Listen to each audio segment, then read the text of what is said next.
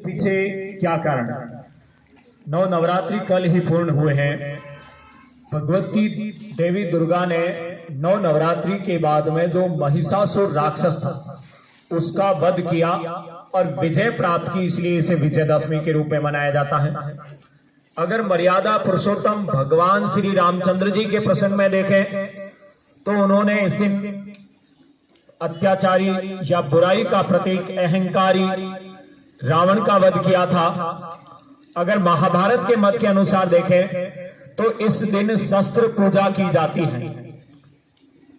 जो भी घर में शस्त्र है और सैनिक लोग भी इस दिन शस्त्र पूजा करते हैं। शस्त्र पूजा करके प्राचीन समय में युद्ध के विजय की कामना की जाती थी। यदि कौरव और पांडवों के प्रसंग में देखें तो इस दिन समी वृक्ष, जिसे खेजड़ी जांटी भी कहते हैं, उसकी पूजा की जाती है और हथियारों की पूजा की जाती है। अगर भारतवर्ष के संदर्भ में देखें तो उत्तर भारत में गंगा स्नान और नीलकंठ जो पंक्षी है उसके दर्शन को शुभ माना जाता है। और इस प्रकार ये जो विजयदशमी का पावन पर्व, बुराई पर अच्छाई की विजय, अहंकार पर सद्भाव, चरित्र, मानवता की मिसाल का पर्व है। और आशा करता हूं कि ये पर्व आप सभी के जीवन में उमंग और उल्लास लाए। 3 लोग आपके घर आए और आज भारतवर्ष के लिए भी एक विजयदशमी के संदर्भ में विजय का दिन है। UNHRC, United Nations of human research council, अर्थात संयुक्त राष्ट्र मानवाधिकार परिषद में भारत आज 6ठी बार पुनः निर्वाचित हुआ है। इसके लिए भी आप सभी को बधाई। और इस दिन आप सभी अपने मन के अंदर अहंकार, बुराई, तुच्छ भावना, संकीर्णता रूपी जो रावण बैठा है उसको अच्छाई, सद्भाव, त्याग और तपस्या रूपी हथियार से जलाकर एक अच्छी मिसाल पेश करनी है। और इससे पहले जो बुराइयां या कहीं भी जो तामसिक प्रवृत्तियां उनका त्याग करके एक मर्यादा पुरुषोत्तम राम के अनुयायी होने का परिचय है।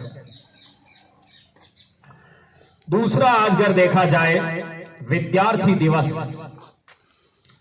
जनता के राष्ट्रपति कौन थे? किसी को पता नहीं? APJ अब्दुल कलाम। तो आज कलाम साहब का जन्म दिवस भी है और इसे भारतवर्ष में विद्यार्थी दिवस के रूप में मनाया जाता है। क्यों मनाया जाता है? कलाम साहब आजीवन विद्यार्थी वर्ग से जुड़े रहे। जन्म 15 अक्टूबर 1931 को धनुषकोडी, रामेश्वर। और जब अंतिम क्षण थे 27 जुलाई को, उस समय भी 2015 में शिलांग विश्वविद्यालय के अंदर विद्यार्थियों को संबोधित कर रहे थे। पूरे नाम के संदर्भ में अगर देखें, अब्दुल पाकिर जलालुद्दीन अब्दुल कलाम। वैसे कई आपने प्रसंग सुने होंगे, कलाम के भारत में कसाब नहीं पलने देंगे। और ये भी है, कलाम बनेंगे तो सलाम करेंगे और कसाब बनेंगे तो ठोक देंगे। ये प्रसंग अगर देखा जाए, अब्दुल कलाम ने पूरा जीवन राष्ट्र को समर्पित कर दिया और इसी वजह से इन्हें मिसाइल मैन और जनता का राष्ट्रपति कहा जाता है। भारत में जो अभी तक राष्ट्रपति के चुनाव हुए उनमें एकमात्र व्यक्ति जो निर्वाचित, जिन्होंने 90% मत प्राप्त की और उनके सामने आजाद हिंद फौज की महिला सेनापति रह चुकी लक्ष्मी सहगल थी, उसके बावजूद 90% वोट से राष्ट्रपति का चुनाव जीता। शिक्षा के संदर्भ में अगर देखा जाए, सेंट जोसेफ कॉलेज तिरुचिरापल्ली से और उसके बाद में मद्रास इंस्टीट्यूट ऑफ टेक्नोलॉजी से आपने शिक्षा प्राप्त की। अब जब पैसे की बात आती है, प्रोफेसर थे, एक अच्छे लेखक थे, वैज्ञानिक और एरोस्पेस इंजीनियर भी थे। 40 वर्षों तक DRDO जो भारत का रिसर्च और इसरो जो अंतरिक्ष अनुसंधान संगठन है, इसको संभाला आपने। बैलिस्टिक मिसाइल और प्रक्षेपण यान है, ये कलाम साहब की देन है। इनके जनक भी APJ अब्दुल कलाम साहब कहलाते हैं। भारत के परमाणु के संदर्भ में अगर देखा जाए, परमाणु नीति की शुरुआत तो डॉक्टर होमी जहांगीर बाबा ने की थी, लेकिन उसको धरातल पर उतारने का कार्य किया था डॉक्टर एपीजे अब्दुल कलाम ने। 1974 का जो प्रथम परमाणु परीक्षण था उसमें भी आपका महत्वपूर्ण योगदान था, और 1998 में जो 2 परमाणु परीक्षण किए उनके निर्णायक संगठन और तकनीकी के अंदर आपकी महत्वपूर्ण भूमिका है। विद्यार्थी दिवस के संदर्भ में अगर देखें तो 80वां जन्म दिवस हम मना रहे हैं। उनकी जो प्रसिद्ध पुस्तकें थी, इंग्लिश के अंदर लेसन भी है, इंडिया विजन 2020, भारत का 2020 का लक्ष्य, my journey ignited minds, only singer power vision India, India by freedom या इंडिया बाय ड्रीम, ये आपकी आत्मकथा भी थी, विंग्स ऑफ फायर और साइंस इंस्टीट्यूट ऑफ प्रेसिडेंट, ये भी आपकी महत्वपूर्ण पुस्तकें थी। 40 से अधिक विश्वविद्यालयों ने एपीजे अब्दुल कलाम साहब को डॉक्टरेट की उपाधि दी थी। 1997 में आपको इंदिरा गांधी एकता पुरस्कार मिला, 1998 में वीर सावरकर पुरस्कार, 1997 में ही भारत का शांति काल का सर्वोच्च पुरस्कार भारत रत्न, 1981 में पद्म भूषण और 1998 में पद्म विभूषण जैसे पुरस्कारों से नवाजे गए।